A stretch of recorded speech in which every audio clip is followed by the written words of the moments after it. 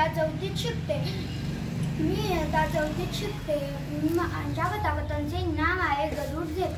आयुष्यामध्ये करण्यासारखं खूप आहे, पण आपण करत नाही. कुठेतरी गुरफटून राहतो.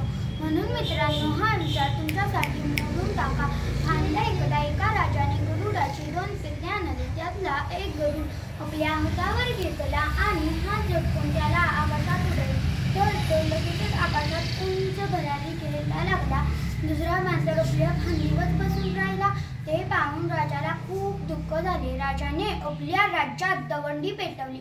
जो कोणी या गरुडाला आकाशात उडवेल त्याला सुवर्ण मुद्रा बक्षीस देण्यात येईल. बक्षिसाच्या मोहाने अनेक लोक आले, मात्र कोणीही गरुडाला उडवू शकलं नाही. तेव्हा दवंडी ऐकून एक गरीब शेतकरी राजाकडे आला. राजाला म्हणाला, मी गरुडाला उडवण्याचा प्रयत्न करतो, अशी राजाकडे विनंती केली. अनेक रथी थकले. इथे हा गरुडाला कशी भरारी घ्यायला लावणार?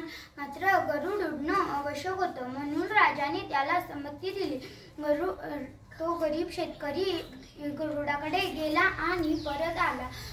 त्या राजाने विचारले, काय रे, उडला का गरुड? तेव्हा शेतकऱ्याने आकाशाकडे बोट दाखवले. तर त्या दिशेने राजाने पाहिले, तर काय आश्चर्य! तो गरुड पहिल्या गरुडापेक्षा आकाशात उंच भरारी घेत होता. राजा आश्चर्यचकित होऊन बघतच राहिला. राजा त्या गरीब शेतकऱ्याला म्हणाला, काय रे, तू हे कसं काय केलंस? तो शेतकरी म्हणाला, मी काय फार वेगळं नाही केलं. मी फक्त तो गरुड बसलेला ती फांदी मोजून टाकली. त्याबरोबर त्याने आकाशात उंच भरारी घेतली. मित्रांनो, प्रत्येकाच्या आयुष्यात अनेक जण कोणत्या ना कोणत्या फांदीला चिटकून बसलेले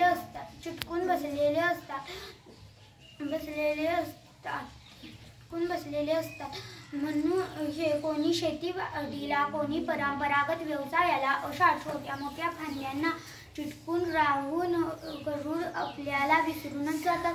यालाच मध्यमवर्गीय असे म्हणतात.